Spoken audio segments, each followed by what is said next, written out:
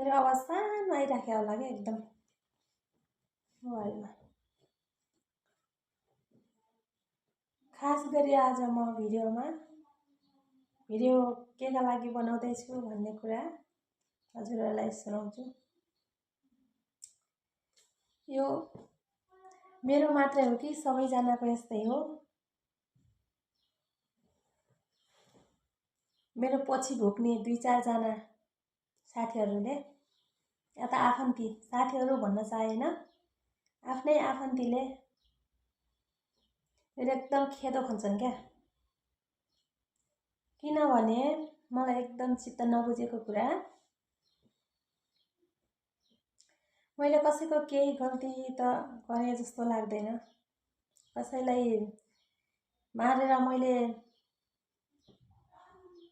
गल्ती गरे जस्तो लाग्दैन। कसैलाई मारेको पनि छैन, कसैको पाप गरेको पनि छैन। आज एकदमै मन दुखेको छ।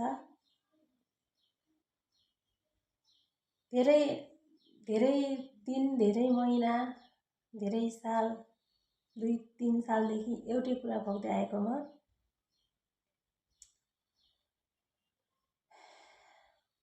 यो भिडियो देख्दाखेरि मेरो साथीहरूलाई त लाग्छ होला हामीलाई भनेको होला जस्तो लाग्छ।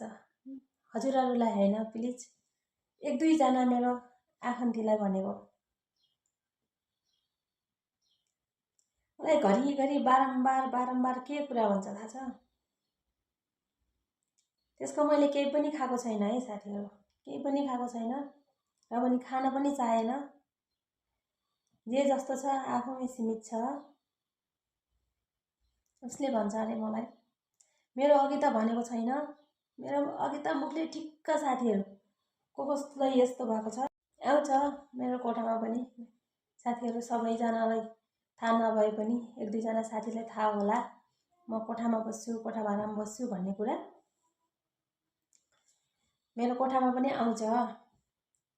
कोठामा बस्यो भन्दैमा उसको घर माग्न जाने, ले म खान पाएको छैन भन्ने त भएको छैन है हामीलाई अझैसम्म। जे जस्तो छ आफूमै सीमित छ, जे जस्तो छ त्यस्तै खाइरहेका छौँ। आमा छोरा छौँ, हजुरहरूलाई थाहै छ।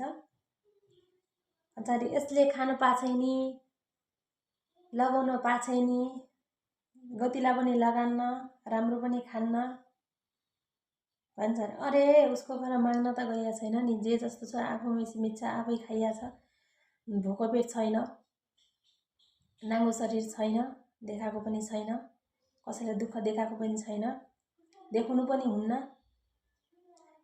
यो जात ऊ जात होइन, जातले के खान दिन्छ? यो जात ऊ जात भन्दै बाहिर कुरा काट्दै हिँडेको मैले सुनिराखेको छु र आफ्नै कानले सुनेको पनि छ। अरूको कुरा विश्वास गर्नु हुँदैन, आफ्नो कानले सुनेको पनि छ। जे जस्तो छ तेरो घर माग्न आउने छैन,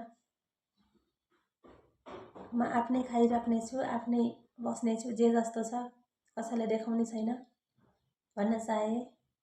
सुन मेरो कुरा काट्दै हिँड्छस्, पक्कै मेरो भिडियो हेर्छस् पनि तैँले। अरू केही गर्न सकेन, भिडियो हेर्न त सक्छस् तैँले। यति याद राख, त आइन्दा मेरो अगाडि मुख पनि नदेखा, म तँलाई देख्न पनि चाहन्न। बुझिस् नि? जे जस्तो छ परिश्रम दुःख गरेर खाइरहेको छु।